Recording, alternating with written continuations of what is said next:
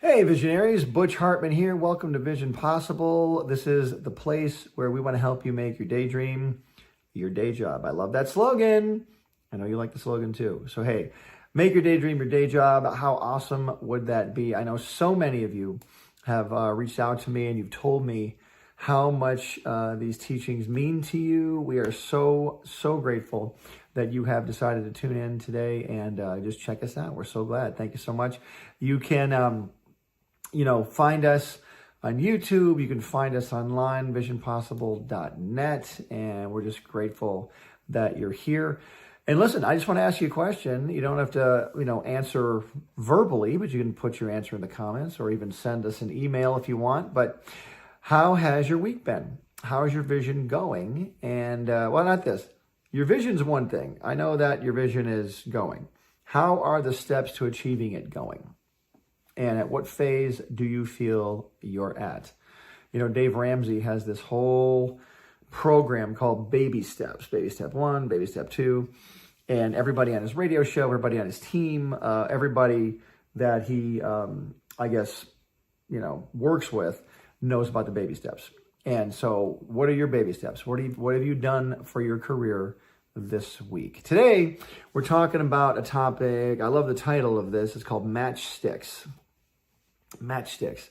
And, it's interesting. What do matches do? They start a fire. And, matches will always start a fire unless they're wet. If your matches are wet, the fire will not start. And so I just have a question for you. Are your matches ready to go?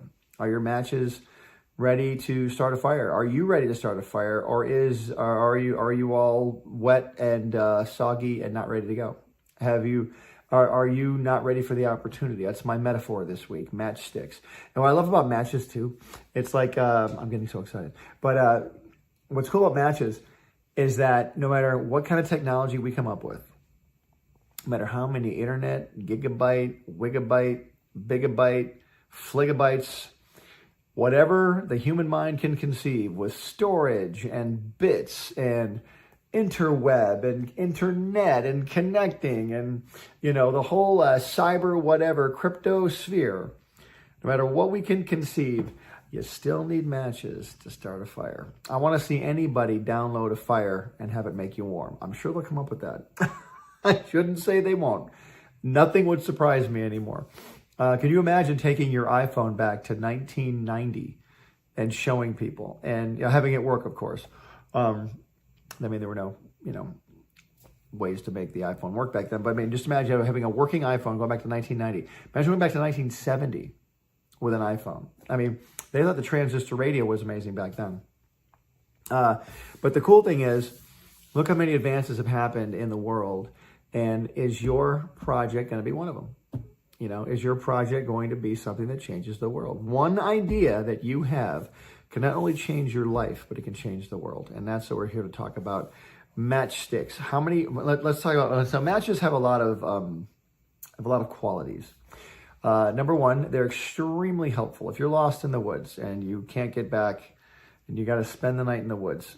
I've watched a lot of videos where people get lost in the woods, and that's kind of terrifying because it's dark and it's cold.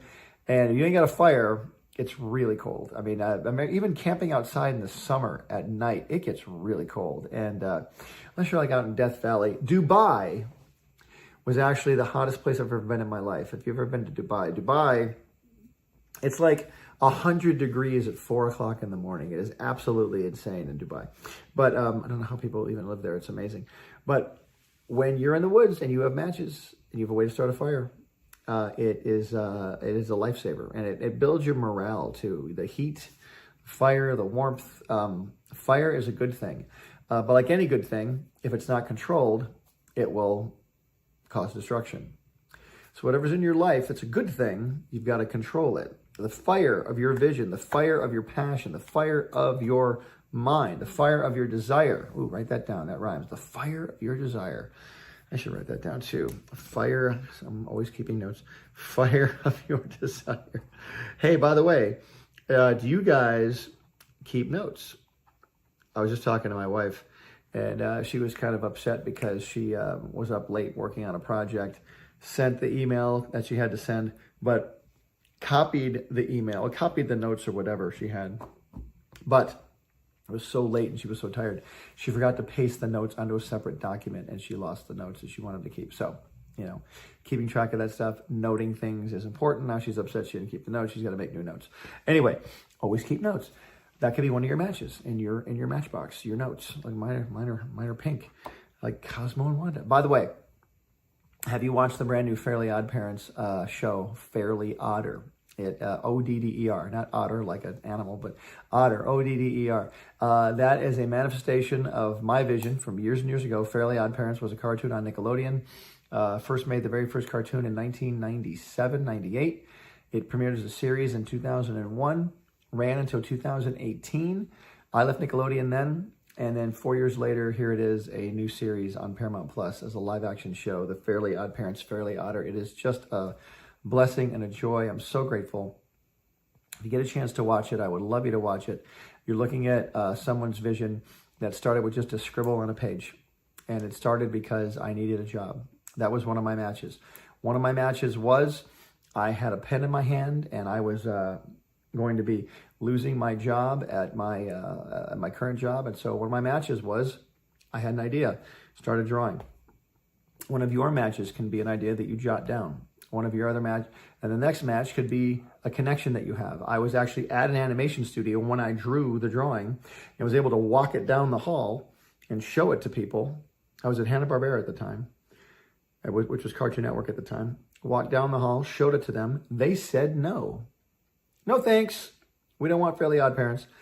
Okay, and then my friend at Nickelodeon called and said, hey, I'd love to see it. And I went down the street in Burbank to Nickelodeon and sold Fairly Odd Parents there. And the rest is history. So one of my matches was the idea. The other match was the connection, right? And I was ready to act on both. I put the idea down. I walked down the hall. That match fizzled out. But then my other match was another connection I had down the street. And so, you know, it's about making connections, and everything that you acquire along the way as you journey toward your vision is a match that you put in your matchbox.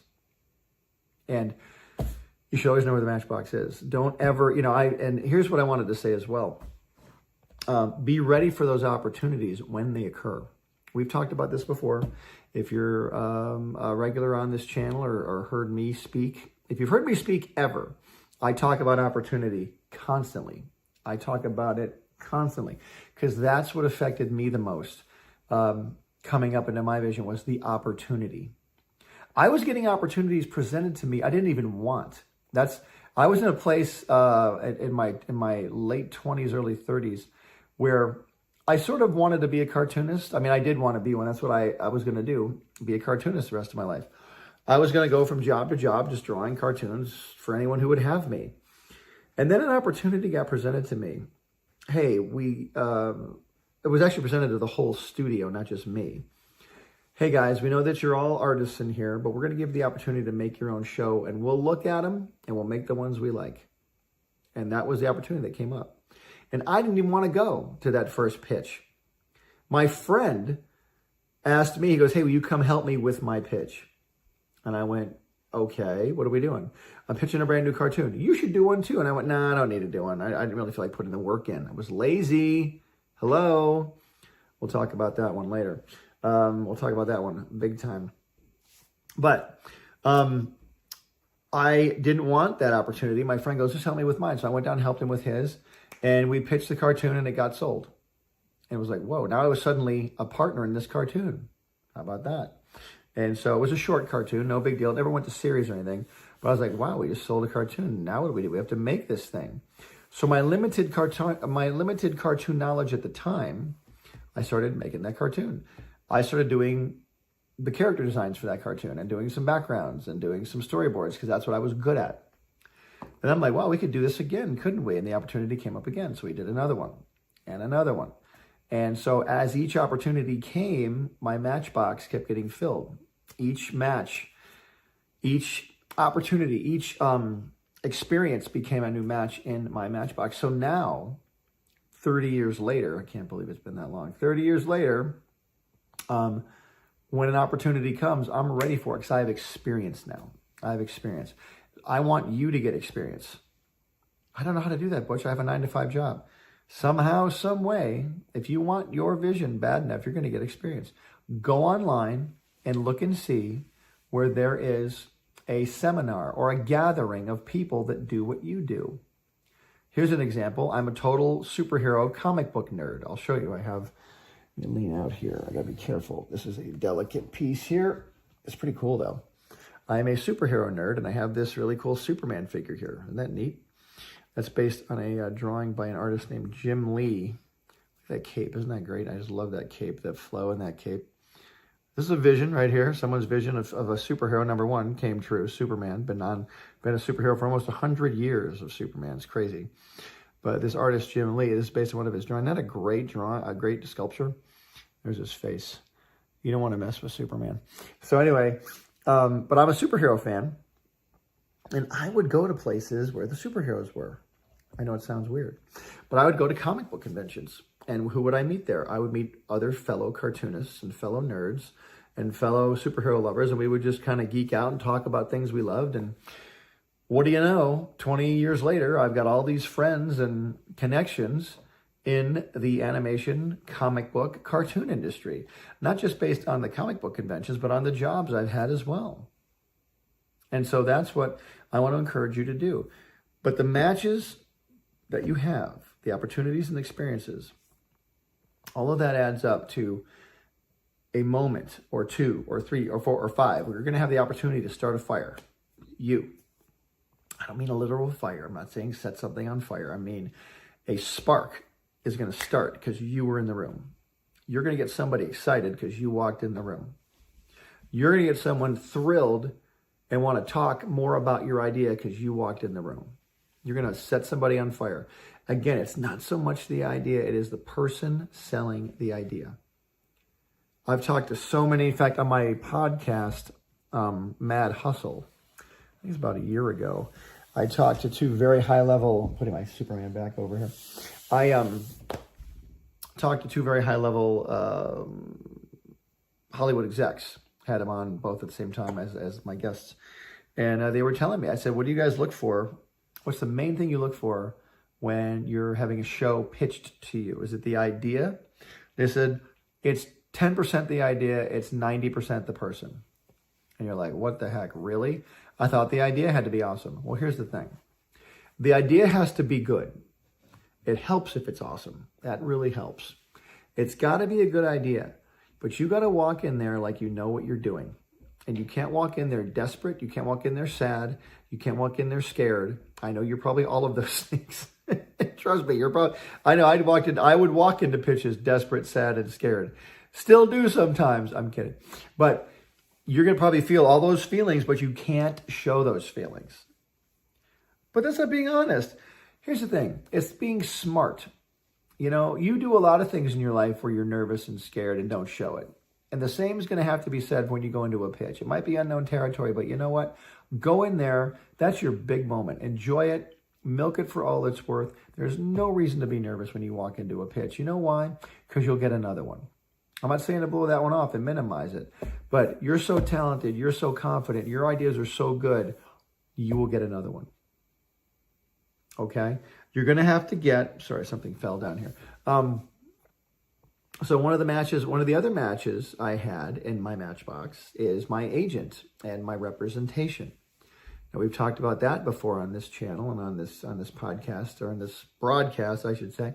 But what does it take to get an agent or a manager? I'll tell you what it takes. It takes connections. The way I got my manager 30 years ago, just about, or 25 years ago, I got my manager and my agent, because I don't have a manager anymore. They're just an agent now. In fact, you don't want to get a manager and an agent. They'll take too much of your money. You want one or the other. You don't want both. You want one with the most connections. That's one you want. I got my agent and I got my manager at the time because a friend of mine had a manager. And I went, how'd you get a manager? Oh, blah, blah, blah, blah. I had one. You should meet my manager. I went, I do want to meet them. Because I knew that a manager had more connections than I did. I knew that a manager would be able to get me more meetings than I could get myself. Because let's face it, I'm the artist. I'm the talent. I'm the guy at the desk 9 hours a day, drawing, thinking, creating, right? That's what I'm doing. I need someone on the phone selling me. I need that match in my matchbook is my agent. They're out there selling me. What about Butch Hartman? Have you seen this kid, Butch Hartman? This is when I was a kid. Have you seen this young guy, Butch Hartman? He's great. You should talk to him. Blah, blah, blah, blah, blah. That's what I'm talking about. And guys, let me tell you, I was terrified to go on meetings. I was in my comfort zone. I was an artist, had my headphones in, had my audiobooks going. I had my music. I had my whatever. If I had a movie, because you didn't have Netflix back then, we had little DVD players we'd watch and all that. I was comfy. I was cozy, man. And I would get up and leave and go home, that. But to get out of my desk and at lunchtime go to a meeting in Hollywood with another movie studio person, let me hear your movie idea. And you're like, well, it's about blah, blah, blah. You're never going to know unless you go. And that's gonna be another one of your matches, and that's going to be bravery. Bravery is another one of your matches. Courage is another one, okay? And you want to keep all of these things dry. I know this metaphor thing is probably driving you nuts, but if your matches are wet, they won't work. If your bravery, if your experience is wet, it's not going to work. What does wet experience mean? This is so weird, I know. But what does wet experience mean? It means it's not been used for a while. It's old. That's one thing about matches, too. Old matches don't work as well as new ones. You got to keep things fresh. You got to keep things sharp. You got to keep things focused, and you got to keep things moving. If you're working with someone that you've been working with for a long time and there's no fruit coming out of the relationship, now you need to discern this for yourself. I'm just giving you some advice. I'm talking to someone out here who wants to move. I'm talking to people that really want to go the extra mile and get some results. If your partner or a person that you're dealing with, if for some reason they're not doing their share of the work, you need to think about that, okay? Just because they're your friend doesn't mean that they need to come along in your vision, because maybe they're making you do all the work. And I know you're a kind person and a sweet person, but it's got to be an equal share of the work. That's something we should talk about as well later on down the road. But keeping your skills sharp, keeping your connections sharp. How many connections have you made this week? Let me ask you that. Have you even made one? Have you made one connection, someone you didn't know, someone outside your circle that can move you to the next base on the baseball field? Have you met anybody at all? Well, if you haven't, let's figure that out. How do you do that? You probably have a 9-to-5 job. I get it. But like I said, look for these opportunities to go to these seminars. Back in the day, back in the 90s, I would go to screenwriting seminars. They'd be after work. They'd start at 6 p.m. You leave the office, you get there at 6, they go till 9, and there's 500 people in an auditorium listening to the guy on stage talking about writing screenplays. And now you're in a room with 500 people you never knew before, right? Or go to an improv. I would go to improv classes. I would go to music classes. I would go to stand-up comedy classes. I would go to, like I said, writing classes. I would go to art classes. I'd go to every class I could go to as long as I had gas in my car. I would go everywhere. And this is because I wanted it so bad. I didn't even know why I was doing it. I just want to learn this. I want to learn this. Little did I know it was going to amount to what I'm doing now. It would all add up to where I am right now. And that's running my own entertainment company and making amazing products right now.